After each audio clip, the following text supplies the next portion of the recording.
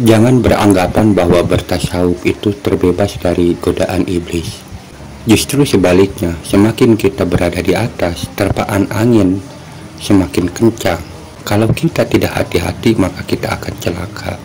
Coba kita simak ceramah dari Syaiful Karim, di mana saya menilai di situ ada jebakan iblis yang masuk ke dalam diri Syaiful Karim di saat beliau berceramah. Jadi jangan sakit hati kalau tiba-tiba saya bicara tentang diri palsu hari ini, karena nggak mungkin saya bicara itu kalau tidak ada yang palsu di sini. Saya juga nggak tahu, pokoknya ini mengalir saja. Saya minta bimbingan, makanya setiap kali saya mau kajian, saya sambungkan kecerdasan semesta tanpa batas saya kepada Dia yang Maha Cerdas. Jadi yang keluar ini, maaf. Jadi kalau habis kajian, kok saya banget. Jika kita sering menonton ceramahnya Syaiful Karim, maka kita sering mendengar kalimat-kalimat seperti ini, yang dimana beliau ingin mengatakan atau menyatakan bahwa di saat berceramah itu sesungguhnya sudah mempersiapkan slide untuk berceramah, tetapi pada kenyataannya Syaiful Karim ini seakan-akan mendapatkan ilham untuk berceramah tentang hal ini. Ini seperti mendapatkan ilham atau perintah dari Allah Subhanahu wa Ta'ala. Bagi orang awam, hal ini adalah sesuatu yang tidak kelihatan buruknya, tetapi kalau kita masuk kepada diri yang bermakrifat, maka hal ini adalah sesuatu keburukan. Biasanya orang yang bermakrifat itu atau orang bertasawuf itu, di saat merasakan keadaan seperti itu, maka cenderung tidak akan mengatakan hal demikian kepada orang lain, tetapi dia akan merenungkan apa yang telah terjadi, dan mereka biasanya akan hati-hati dalam berbicara, apalagi kalau sampai ucapan-ucapannya itu menyakiti orang lain. Itulah perbedaannya orang yang dalam keadaan bermakrifat. Tetapi kalau orang yang lepas kontrol, maka ini akan menjadi jebakan bagi si orang itu. Di sini iblis menjadi pengendalinya, karena seperti yang kita ketahui bahwa iblis itu dulunya itu bermakrifat, maka apapun yang kita perbuat dalam kondisi bermakrifat atau apa, iblis itu bisa masuk kepada diri kita. Iblis bisa menggelincirkan kita, walaupun diri kita merasa bahwa ini adalah benar, logis, tetapi kita tuh tetap harus hati-hati, jangan sampai apa yang kita ucapkan ini bertolak belakang dengan syariat-syariat Islam. Sesungguhnya dalam bermakrifat itu adalah bukan membedakan antara syariat dengan hakikat, tetapi adalah memurnikan dari syariat-syariat itu sendiri. Misalnya di dalam syariat kan perempuan diwajibkan pakai kerudung dan laki-laki pakai kopiah, itu kan dalam syariat. Tetapi dalam kajian tasawuf, bahwa menutup kepala artinya adalah kita itu harus mampu mengontrol pikiran-pikiran kita, jangan yang buruk-buruk yang kita pikirkan atau yang keterlaluan. Jadi di dalam menutup atau mengontrol pikiran di sini, boleh kita memikirkan dunia, tetapi kita kontrol, jangan sampai melalaikan diri kita kepada Allah. Itulah perbedaan antara memahami syariat dan memahami pemahaman tentang tasawuf. Jadi adalah penjernihan. Ada juga ucapan yang sekilas seperti benar, tetapi kalau kita kurang hati-hati, maka kita bisa masuk ke dalam suatu kesalahan. Seperti apa yang dikatakan oleh Syaiful Karim. Ada kalimat yang menurut saya ini adalah bikin tanda tanya. Nabi Muhammad yang sudah ma'rifatullah saja setiap sholat masih baca ini.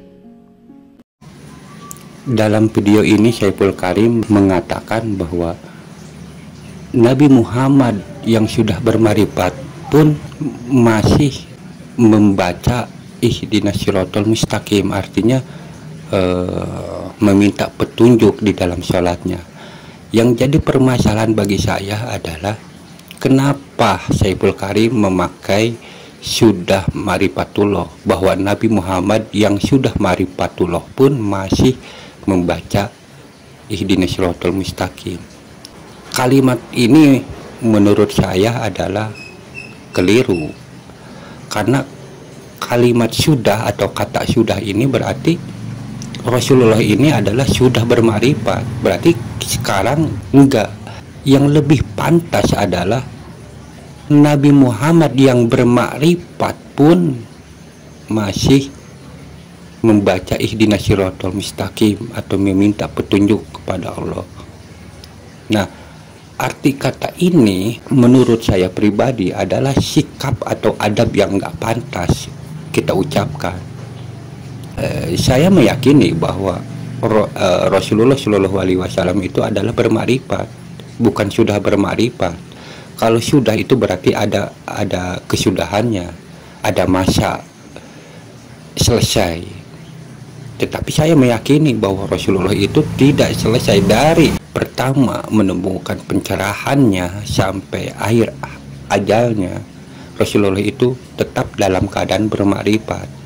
Jadi kalimat atau kata sudah ini tidak pantas dilabelkan atau diberikan kepada Rasulullah. Ini adalah, menurut saya adalah kekeliruan.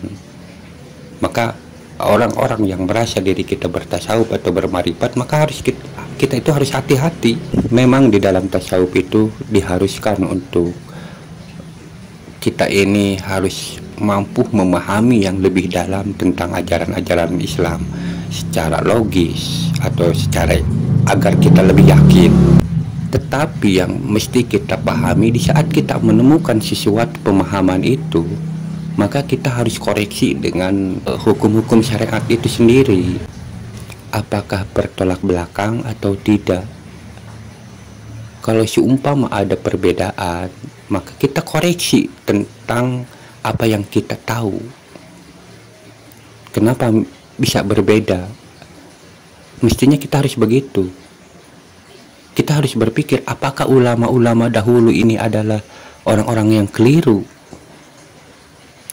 Saya merasa yakin bahwa ulama-ulama itu tidak keliru, karena setiap ulama memberikan suatu fatwa atau penjelasan, dan ulama yang lain pun menyepakatinya.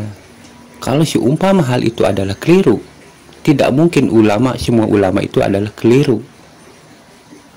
Nah, begitu juga kita dalam memahami ajaran-ajaran Islam, sekalipun apa yang kita dapatkan adalah logis, rasional, tetapi kalau sekiranya bertentangan dengan syariat-syariat yang telah kita dengar, maka kita harus koreksi ulang, dan jangan sampai kita ini merobohkan paham-paham syariat-syariat yang udah ada.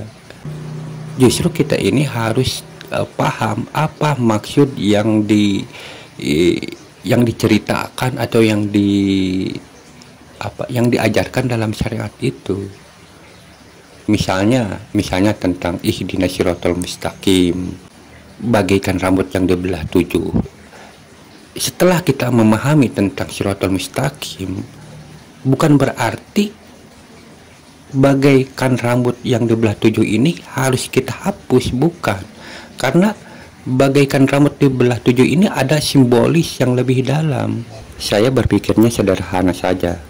Di saat seseorang mendapatkan pemahaman tentang contoh tentang ihdinas siratal mustaqim, bagaikan rambut dibelah 7, setelah kita mendapatkan sesuatu pemahaman tentang hal itu, lalu kita ini merobohkan tentang rambut dibelah 7, ini adalah sesuatu kekeliruan. Apa yang membuat kekeliruannya? Satu poin, orang itu bisa mendapatkan pemahaman itu karena memahami atau mengetahui tentang ihdinas siratal mustaqim, bagaikan rambut dibelah 7 ini. Kalau hal itu dihapus, bagaimana orang lain memahami tentang hal itu? Mereka tidak akan mendapatkan pemahaman itu lagi jikalau simbolisnya itu dibuang. Jadi artinya di saat kita memahami tentang ihdinas siratal mustaqim ini, bukan berarti kita harus merobohkan, atau kita bisa mengatakan ihdinas siratal mustaqim ini bagi rambut di belah 7 ini bohong, atau gini ini salah, ini pemahamannya harusnya begini, bukan begitu. Ini adalah kekeliruan. Biarkan bagaikan rambut di belah 7 itu memang benar adanya kalau memang kita udah paham. Jadi kadang-kadang orang-orang bermakrifat atau orang bertasawuf di saat menjelaskan kepada orang banyak ini suka salah. Di saat mereka mendapatkan pemahaman yang baru, maka simbolis itu mereka buang, seakan-akan gimana ya? Ya intinya walaupun dalam syariat itu adalah bentuknya simbolis, tetapi bukan berarti harus kita buang. Tetap itu harus ada. Biarkan orang lain memahaminya seperti apa. Kalau memang orang lain memahaminya secara keliru, maka kita harus luluskan. Seperti itu. Bukan berarti kita merasa pemahaman itu adalah udah benar, lalu simbolis itu harus kita buang. Itu salah.